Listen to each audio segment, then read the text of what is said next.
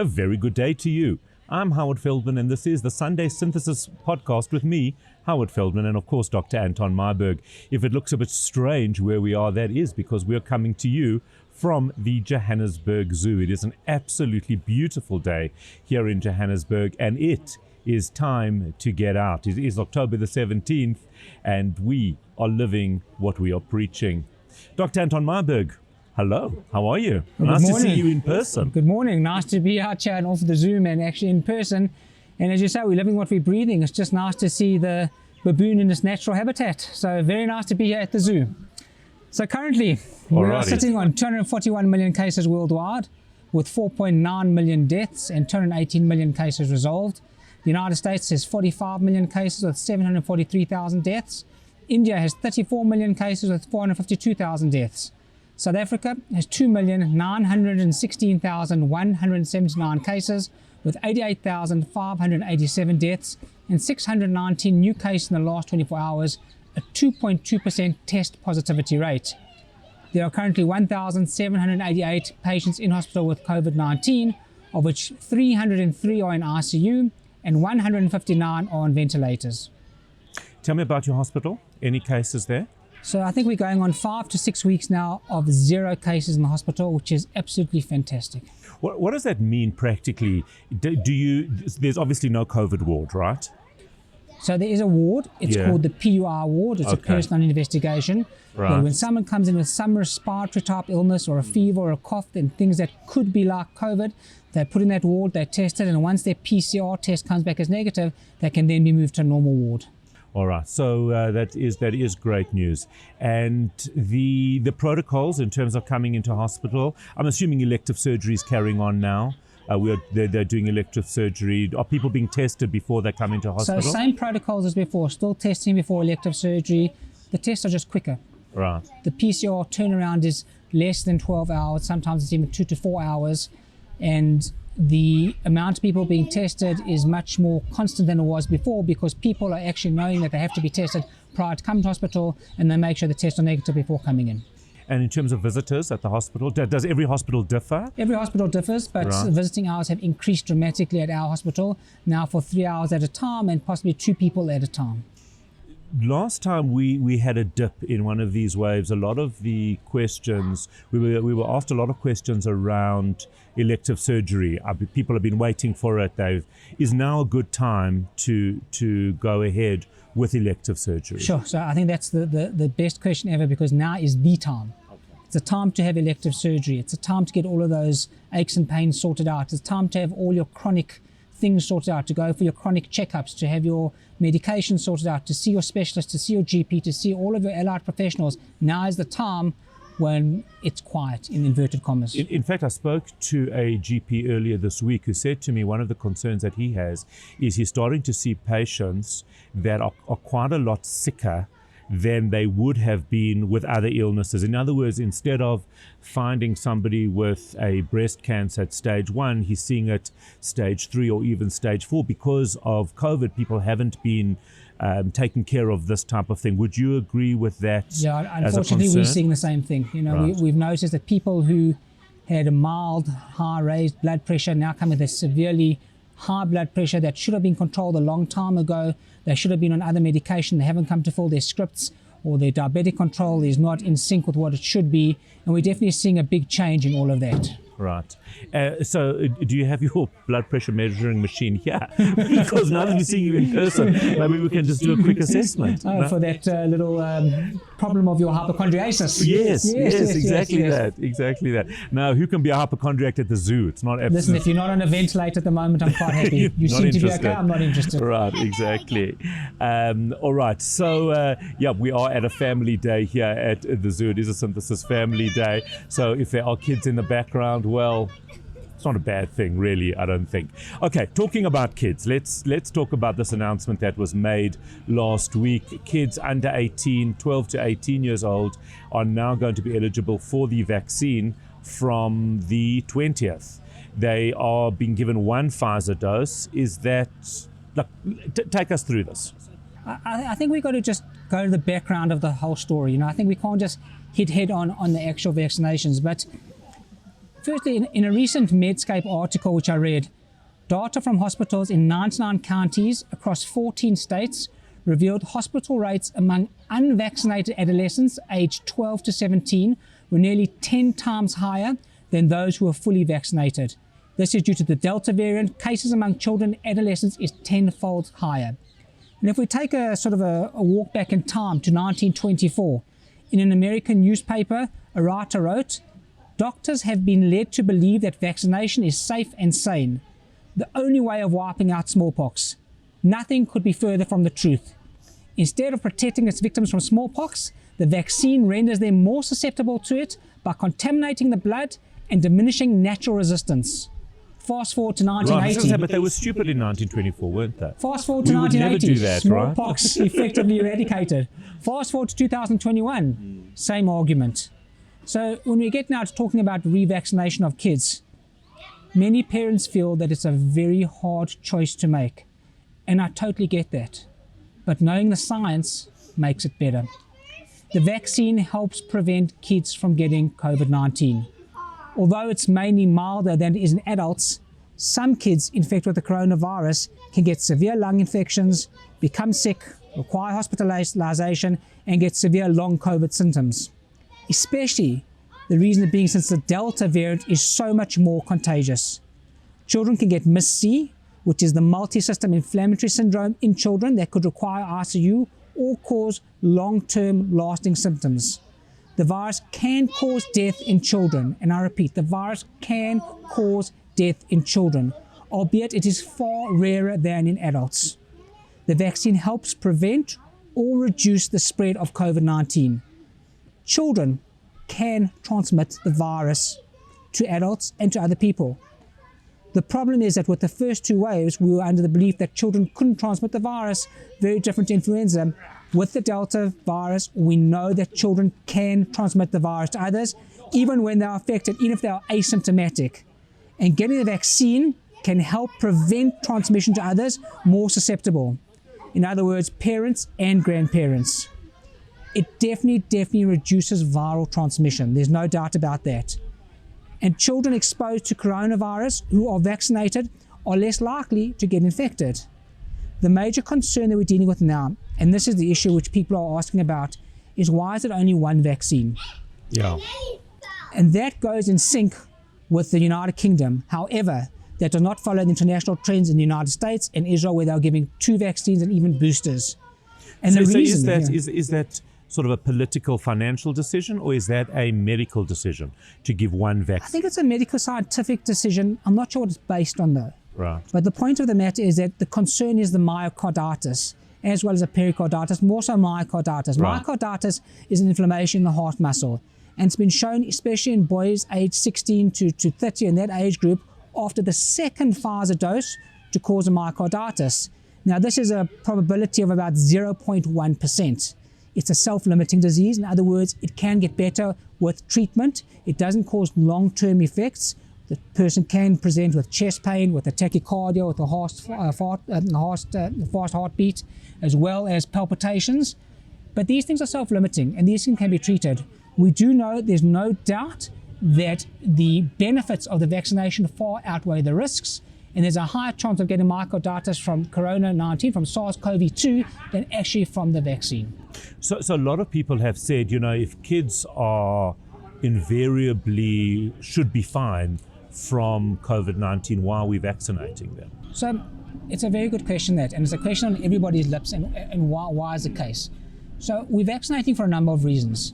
First of all, by vaccinating your kids, you're protecting your adults, you're protecting your people in your house, you're protecting your elderly. Vulnerable. If your child comes home and they've got COVID, or they've got SARS-CoV-2, and they're a vector to transmit the virus, and let's say you've got an immune suppression, or you've got an immune disease, and you've had 2 vaccines, your immunity from those vaccines is not strong enough to prevent you from getting sick, and you might require hospitalization, and you might become critically ill, even though you've had the vaccines. Right. We do know for a fact that the vaccines are not 100% infallible. They cannot give 100% protection, but they give 95% protection. So one vaccine will give good protection, 2 vaccines will give excellent protection.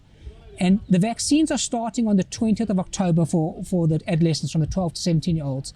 And if you think about it, it's a brilliant time to have it. Because if you have your first vaccine on the 20th of October, that means your second vaccine will be on the 1st of December, which is 6 weeks later, if the government give the go-ahead for that. I was going to say, which I'm sure they will do. I mean, it's part of the evolution of it. And I'm sure they'll do the studies. I'm sure SARPLA will give the go-ahead for it. So if they allow it, and hopefully when they allow it, that means on the 1st of December, you've got your second vaccine. 2 weeks later, 14th of December, you are fully covered. By the time you go on holiday. What a pleasure that is. That's full protection. Yeah. That's what you want. You know, there's a lot of discussions from people saying, well, why waste the vaccine and give it to children? Why not give a third booster to those who are needing it? It's a very good question. What about the healthcare workers? Those well, I was people going also to get need to it. that. We'll come to healthcare workers in a minute. So unequivocally, you're saying vaccinate your 12 to 18-year-olds. Obviously, that nothing is without risk, but the risk is so small, and the risk of COVID is much greater than any possible side effects of So the, unequivocally, of the I'm saying that so much so that I said to my daughter, does she want to sleep at the vaccination site on Tuesday night? And she said to me, well, I would if you let me sleep out during COVID. Right. So okay, you were schooled. We're happening.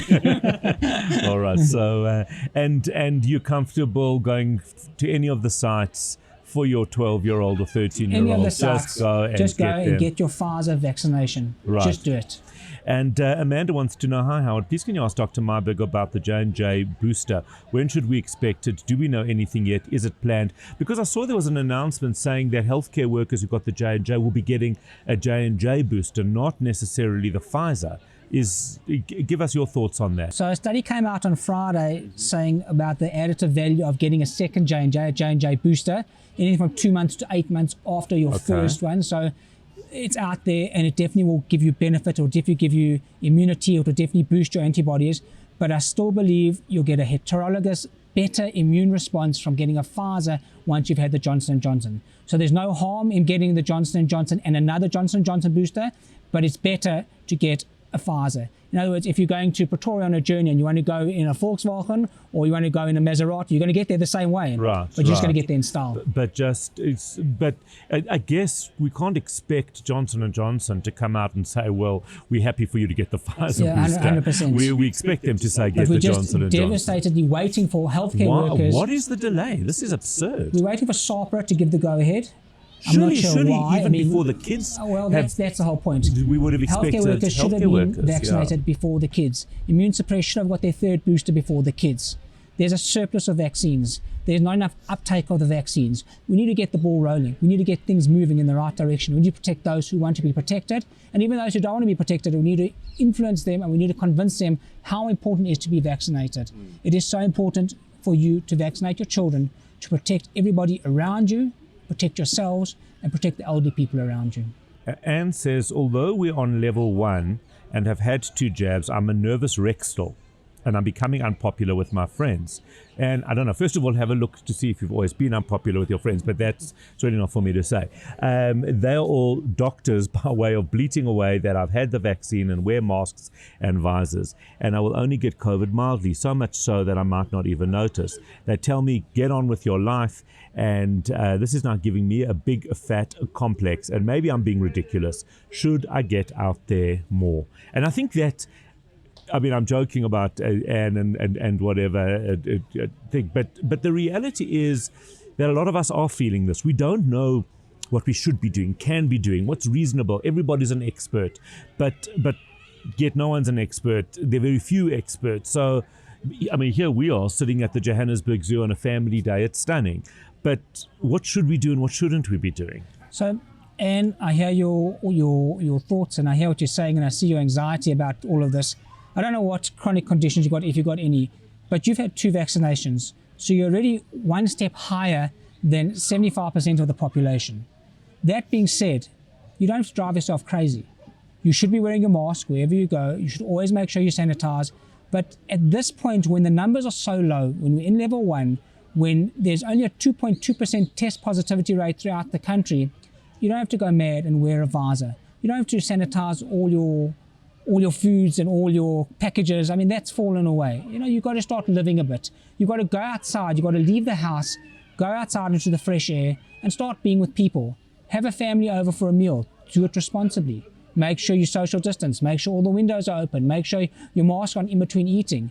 It's time to do these things now and actually, as I always say, make hay while the sun shines. Yeah, and I think that is very important.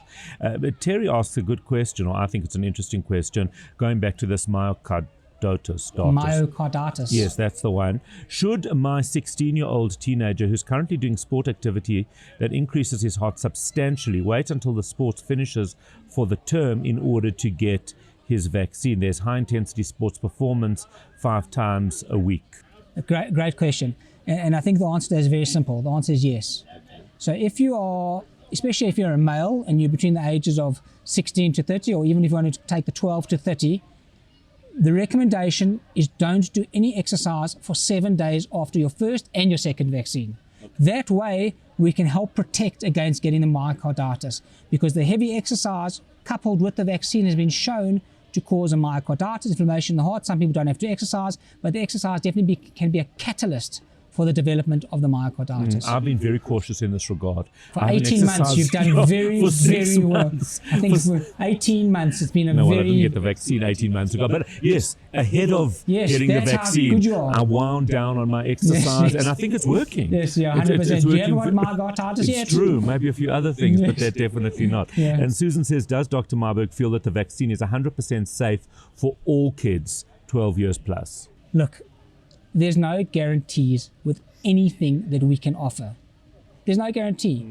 But it's far more beneficial, and you've got to take the benefit ratio versus the risk ratio. It's far more beneficial to have a vaccine than for your child to get COVID-19, to get MIS-C, to get the inflammation, to get the fever, to have to land up in hospital, to land up being medicated. The benefits far outweigh that. And we know that there's always a risk with certain things. And one of the risks, the major risk, as we know, is myocarditis, but it's a 0.1% risk. So you've got to take the risks together with the benefits. So yes, nothing is 100% safe, but it's very close by, and hence why my daughter is going to have a vaccine on Wednesday through her own choice and her own volition, not through just because her father is punting it. Because she'll be grounded if she doesn't get it. So she chose not to be grounded. 100%. Right. She'll be locked up until Rapunzel comes. Right. Exactly right. Is there any concern around any new variants? So there's not at the moment. The most dangerous variant we've still got is the Delta variant.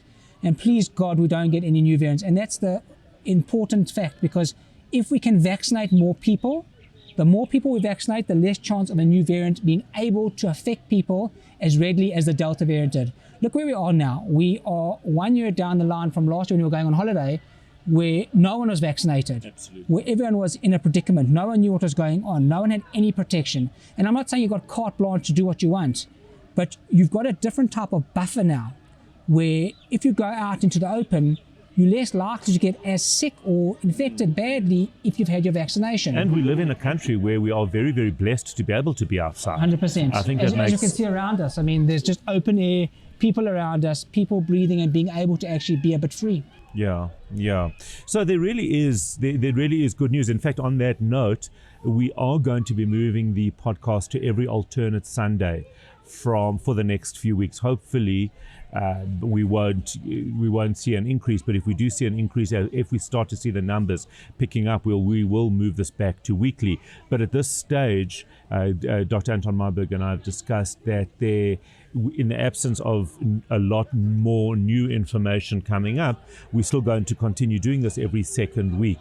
And that's simply because... I think it makes practical sense. Yeah. You know, unless something new develops, like for instance, this week with the vaccinations for the adolescents, where something topical, we'll bring it up. Otherwise, 2 weeks is every second nice week to just consolidate what's going on. Yeah. Is there good news? Well, I mean, there's so much good news. Look at us. We're sitting outside in the sun. It's a glorious day. Vaccination of adults is up now to 26% of fully vaccinated. And of course, a double whammy yesterday. Stunning 5-0 win for the Reds, the real Reds, champions, the best team in Europe, and a beautiful, beautiful win for Leicester. And to quote, "You can't shine like a diamond unless you're willing to get cut just like a diamond." Interesting. And of course, we know diamonds are also formed under pressure. So that's exactly what has happened to many of us over the last 18 months. I'm Howard Feldman. This has been the Sunday Synthesis podcast with me, Howard Feldman, and of course Dr. Anton Meyberg, coming to you live from the Johannesburg Zoo, the Sunday, the 17th of October. Please don't forget to subscribe below. Send us your questions. Keep them coming. And we will see you in 2 weeks' time, of course, unless, of course, something comes up that we feel we need to update on. But other than that, we'll see you in 2 weeks. In the meantime, as we've been saying, make hay while the sun shines. It is shining. Be cautious, be kind, and God bless.